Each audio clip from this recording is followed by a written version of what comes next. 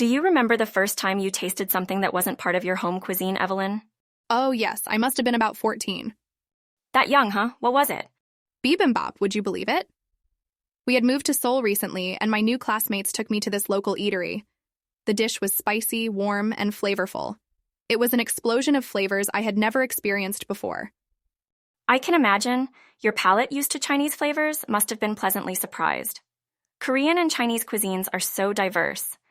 Absolutely. And what about you, Chloe? What was your culinary epiphany like? Oh, it was in Seoul too. I was interning here during university. I remember I couldn't pronounce the names correctly, so I used to point on the menu to order food. One day, I ended up with this spicy, fragrant, and absolutely delectable bowl of jjigae. It's funny how food creates unforgettable memories, doesn't it? That reminds me, one experience that shaped my culinary journey was a home-cooked meal in Seoul. I was 20, living here on my own for the first time, trying to blend into the Korean scene. French food is my comfort zone, being from Lyon and all. This was different, though. What was it like, Chloe? At first, the table was so vibrant, plates filled with a variety of banchan. I was taken by surprise with the burst of flavors, the tanginess of kimchi, the savory sweetness of japchae. It wasn't just eating, it felt like a journey through stories and traditions. And look at where that journey has brought you now, mastering the art of fusion cooking. Oh, it's a learning curve every day, and I do miss a good old cassoulet or coq au vin at times.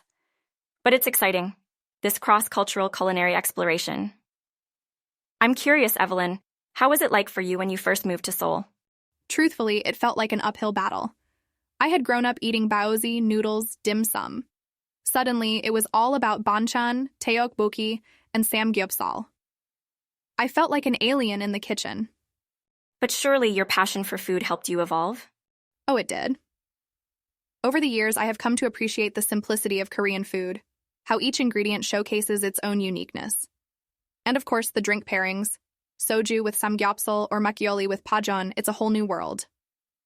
Absolutely, it's like a symphony, the harmony of flavors, isn't it? Here we are, blending into the culinary fabric, adding our own unique notes to it. Speaking of journeys, do you recall your first impression of French cuisine? Oh, that right, it was in Paris. I still remember the first time I tasted escargot, such an exotic dish for me. The rich garlic parsley butter, the unique texture of the snails. It was unlike any Chinese dish I'd ever had. Quite an adventurous choice for a first taste of French cuisine. Did that influence your own cooking style at all? Immensely. Though initially I was amazed by the daring choice of ingredients, what truly resonated with me was the simplicity yet perfection of flavors. It pushed me to explore, invent, and not be afraid of infusing different elements. What was your relationship with Chinese cooking like? Truth be told, I was daunted at first. Chinese food's ever-changing flavors. Revisiting it now, I understand that our unique experiences and cultures allow us to perceive the same dish differently. Oh, absolutely. The shared memory of our food journey also adds to the connection with the dish. Speaking of which, we have a food memory shared by our listener Andy from New York. He tells us how his first experience with Korean kimchi pancakes during his visit to Seoul was so passionate that it led him to recreate the dish at home. It's great how food can inspire such vivid memories and lead us to explore different culinary landscapes in our kitchens. Andy, if you're listening, thank you for sharing your wonderful memory and passion for food with us. Bouillabaisse is a term that I couldn't shake away from ever since I landed in Marseille years ago. It's fascinating how this humble, hearty fish soup from the port city has influenced my cooking style. Having grown up in a Korean-French household, I was raised with diverse food cultures. And the French emphasis on fresh, seasonal ingredients was something that resonated with my Asian roots. Interesting. It sounds like you've managed to merge those two diverse food cultures in your own unique way. Looking at it from a different perspective, for me, being born in China and moving to Seoul later in my life, I've discovered the art of balancing flavors. I admit, I always believed Chinese food was about flavor explosions, contrasting bold spices. But once I tasted the subtlety of Korean cuisine, I realized that a dish can bring out the best of each ingredient.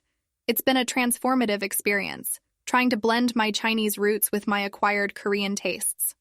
That seems like a delightful journey. For me, the art of slow cooking, the comforting flavors of simmered dishes, pot au feu, coq au vin.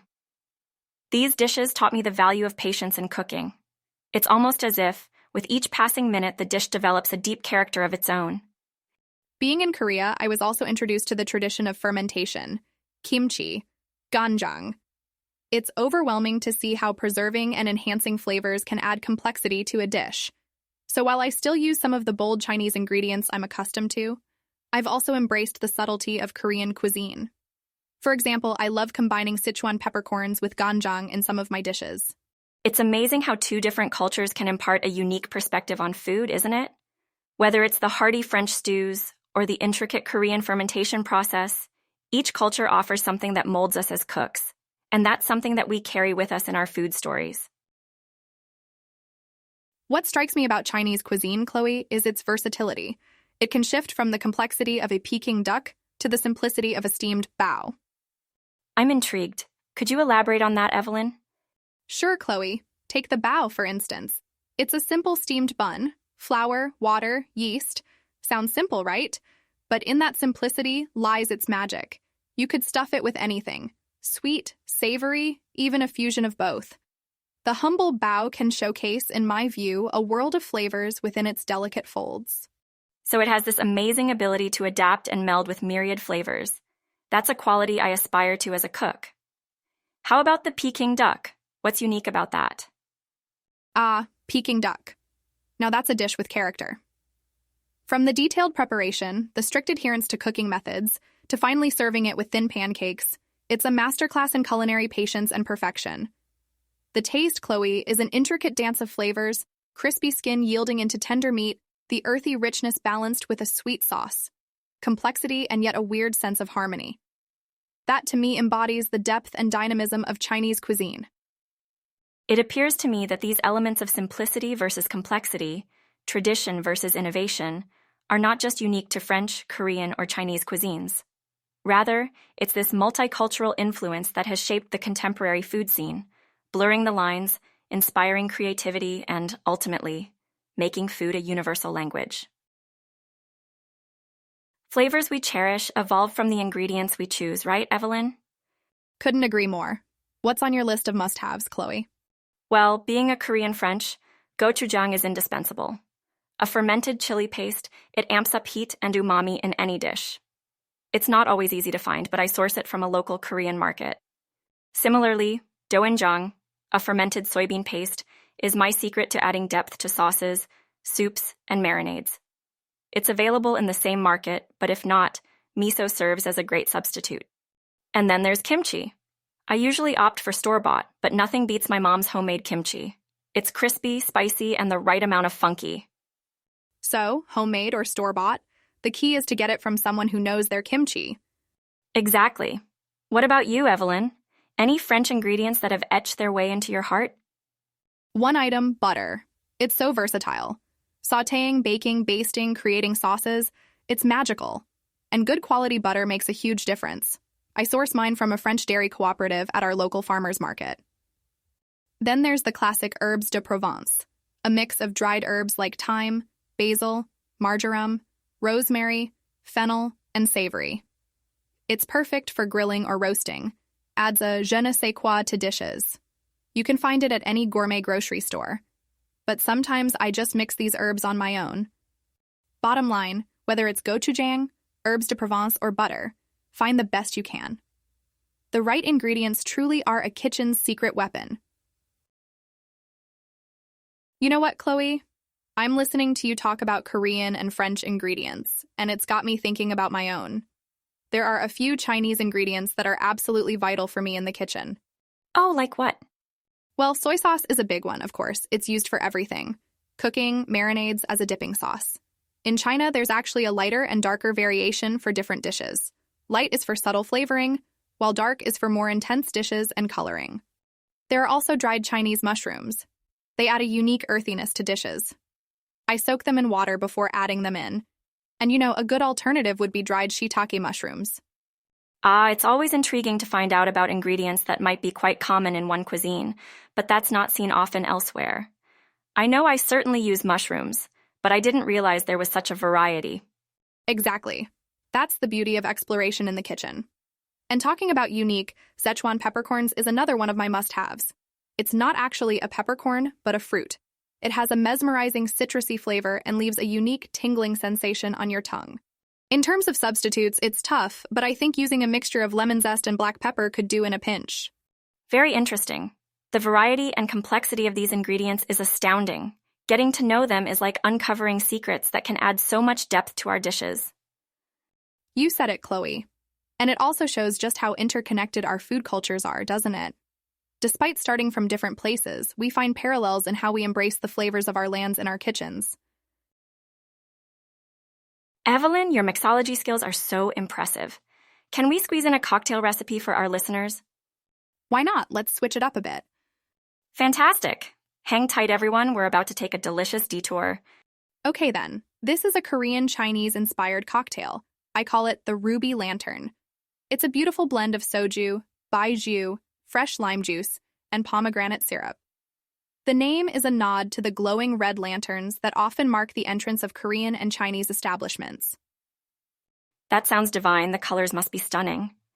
Absolutely, and the balance of tangy lime and sweet pomegranate creates a delightful harmony with the earthy tones of the Asian spirits. I can't wait to try it. Now let's move on to my recipe. I'll be sharing a simple dish that has its roots in French cuisine, ratatouille. It's a super adaptable recipe that can be manipulated according to personal preference and seasonal availability. I like mine a bit chunky, filled with bell peppers, zucchini, eggplant, and tomatoes. Sounds hearty and wholesome, perfect for a relaxed evening. It really is. And lastly, let's look into a popular Chinese dish for our home cooks out there. All right then, we'll be making a simplified version of sweet and sour pork. The complexities and depth of flavors can be achieved even without a handful of exotic ingredients. The sweet and tart combination with tender pork is always a crowd pleaser. Wow, that just made me hungry. These recipes should keep our listeners' kitchens busy. But do remember, make it your own, play around a bit until you find the perfect flavors for you. Evelyn, it's fascinating how technique can elevate a dish, don't you think? Absolutely, Chloe. A well-executed technique can change the entire outcome of a dish. Right? Speaking of which, there's one French culinary technique that's a game changer for me. It's browning butter, or what we call in French, beurre noisette. Beurre noisette. Even the name sounds fancy. Walk us through it, please. Sure. So you start with regular unsalted butter. Heat it on medium until fully melted. Then reduce the heat and let it simmer. After a while, the butter starts to foam and turn golden brown. Tiny brown specks appear at the bottom, and that's when you know it's done. It has an amazing, nutty, toasty aroma that can elevate just about any dish, from meats to baked goods. So that's the secret behind the depth of flavor in your pastries. Speaking of techniques, for Korean food, I follow a technique called jangjorim. Jangjorim. I've heard of it, but never fully understood. Can you enlighten us? Sure thing, Chloe. Jangjorim is a Korean method of slowly simmering beef in soy sauce, garlic, and sugar. The meat absorbs the flavorful liquid and becomes incredibly tender. It's a preservation technique as well, as the dish can be stored for long periods in the fridge. That's a unique technique, Evelyn. And it's eco-friendly too, reducing food waste with preservation.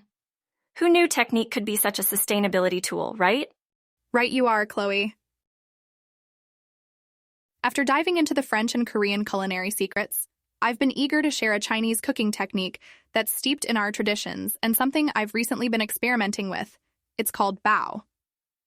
Sounds interesting, Evelyn. What is bao? Bao is a Chinese cooking technique translated as quick fry then simmer. This technique is principally used when cooking meat, especially chicken and pork. The dish is first quick fried in hot oil and it's further simmered in sauce prepared separately. That sounds like it would really lock in the flavor. Does it change the texture of the meat too? Indeed, Chloe. The quick fry gives the meat a light, crispy outer layer, while the simmering process allows it to fully absorb the sauce while keeping tender and juicy inside. I imagine this could be incredibly helpful in dishes where you want the flavor to permeate every bite. But how does one balance between frying and simmering to get the texture and flavor just right? Great question, Chloe. The secret lies in temperature control for frying and timing for simmering, which takes practice to master. For frying, you want the oil to be hot enough to sear the meat within a short time. When it comes to simmering, the length depends on the size and type of meat. It's about the balance, being patient but also attentive.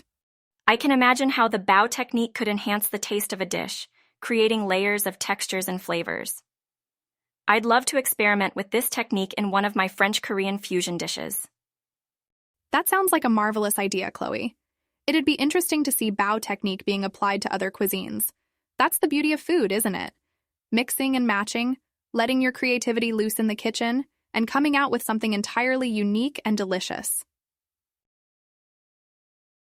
That bao technique you mentioned, Chloe, it got me thinking about food pairings. Do you have a favorite French food and wine pairing? Well, I would have to say I am partial to a simple pairing that never fails. Freshly baked baguette with brie cheese and a glass of crisp, dry Chardonnay on the side. There's just something about the way the bite of the cheese is mellowed by the buttery undertones of the wine. That sounds like a dream. The beauty of food and drink pairing lies in the ability to enhance and balance flavors, wouldn't you agree? Absolutely. And that's universal, as far as I've seen. Take Korean food and their traditional beer pairing, for example. Anju, or food meant specifically to be eaten with alcohol, is a popular part of the Korean culinary culture.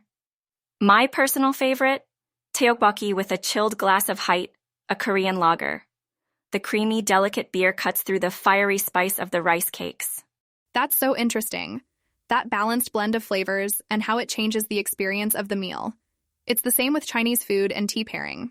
For example, with a heavy, oily dish like Peking duck, you'd want to pair it with a strong, full-bodied tea like pu'er, which can cut through the greasiness and balance out the flavors. Fascinating indeed. It's another testament to the fact that food and drink pairings are not just a science, they're an art. A well-paired food and drink elevates the entire gastronomic experience to a new level. Evelyn, speaking of food pairings, it just reminded me of a hilarious mishap I once had when trying to prepare a fusion dish for the first time. Oh no, what happened? Okay, so I had decided to blend my love for Korean bibimbap and French ratatouille. I thought, why not stir-fry a finely diced ratatouille, right? That actually sounds like a wonderful idea. Where did it go wrong? I had just moved to Seoul and was still exploring the local markets. Instead of buying shiitake mushrooms for the stir-fry mix, I ended up buying a handful of super spicy red pepper flakes. Oh, that must have been a surprise. Oh, it definitely was. Imagine biting into a mouthful of what you think is a comforting blend of vegetables, only to have your mouth on fire a second later. I can tell you, my roommates were not amused. That's a memorable kitchen experience. Makes you more attentive to your ingredients, doesn't it?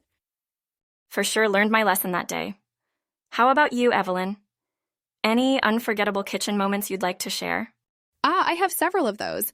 But one that stands out was when I finally mastered the recipe for my mother's favorite Chinese cocktail, the Golden Lotus Martini. That sounds impressive. What's the significance behind it? My mother and I were always very close, but after moving to Seoul, our daily chats turned into weekly ones. This cocktail was her favorite, and it was a personal mission of mine to make it exactly like she did. What an amazing story, Evelyn. It must have been a rewarding experience then. Yes, it was all the more special because when I finally mastered it, I made it for her when she visited me in Seoul. The smile on her face was the best reward of all. So, Evelyn, we've already talked about our personal culture-infused dishes, but let's chat about fusion cooking. It's tricky, isn't it? Blending two distinct flavor profiles together to create something harmoniously delicious, while respecting the roots of each cuisine. Take the Korean-French dish, for example, that we created. Yes, it was quite the adventure, wasn't it? Indeed. We started with a desirable flavor profile in mind, something that was earthy, but at the same time light and comforting, right? Yeah. So we decided on a dish that could incorporate the best of both cuisines. The idea was to create something hearty like the French ratatouille, but with the flavors and ingredients of a traditional Korean bibimbap. Exactly. It sounds simple, but the balance was a real challenge. Despite the obstacles, I must say I believe we nailed it. Certainly did. And then there was the creation of our Korean-Chinese cocktail, another interesting culinary challenge. I remember your face when we decided to fuse these two cultures together. There's the precise art of mixology, and then there's the vast cocktail history of both cultures. How did we actually achieve this again? Well, first, choosing the base alcohol was tricky. But we finally settled on soju, right? It perfectly represents Korean culture while presenting a clean, clear flavor that would allow the bold Chinese elements to shine through. And for those Chinese elements, we infused the soju with star anise and Sichuan peppercorns, then complemented these with a hint of sweet and sour from the yuja citrus, balancing it out perfectly. Absolutely, there's always challenges when developing fusion recipes, but ultimately, the end result is usually a beautiful blend of cultures in a plate or glass. Evelyn, we've got some intriguing questions from our listeners today. Carol from Busan asks, what's a simple substitute for star anise in the Korean Chinese cocktail? You're our mixology queen. What do you say? Good question, Carol. Star anise has a very distinct flavor, pungent and slightly sweet. If you can't find it, I'd suggest using a bit of clove or fennel seeds. Remember, though, the flavor won't be identical, but these spices can provide a similar warming note. A brilliant answer, Evelyn.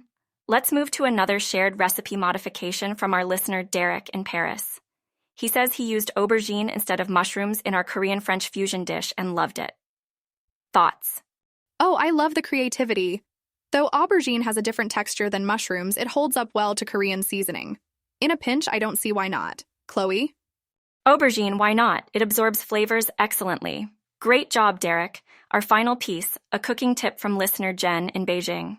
She says including a piece of ginger while boiling rice adds a unique Chinese touch. Oh, I'm going to try that next time. Thanks, Jen. And thank you, listeners, for these amazing interactions. Keep cooking and experimenting, everyone. All right, Evelyn. To wrap this up, I know we both value those who contribute deeply to our beloved culinary world. In each episode, we like to highlight a few individuals making waves. Today, we're focusing on a Korean farmer, a French chef, and a Chinese restaurant owner. Absolutely, Chloe. First, let's talk about Mr. Kim, the Korean farmer. Many of our most loved Korean dishes wouldn't exist without his organic chili peppers. They have a distinctive heat that's essential for making the perfect gochujang. I can attest to that. Gochujang is a staple in my kitchen, all thanks to Mr. Kim's exceptional farming techniques. Next, we have Chef Dupont from France. His duck confit recipe is unparalleled. I have tried to replicate it at home numerous times. Guess how much success I had? Oh, I bet it made for some interesting dinner times. Moving on, our final highlight is Ms. Lee. Her Chinese restaurant is one of my favorites. Her dumplings. Exquisite. And she's graciously offered to share her tips on how to roll the perfect dumpling skin. Fantastic. What a wonderful note to end our episode on. We're so grateful to Mr. Kim, Chef Dupont, and Ms. Lee for making our culinary adventures that much richer. Remember, it's these true masters we can learn so much from. True there, Chloe. It's so important for us to keep exploring, learning, and valuing our food communities. They are the ones at the heart of our kitchens, aren't they?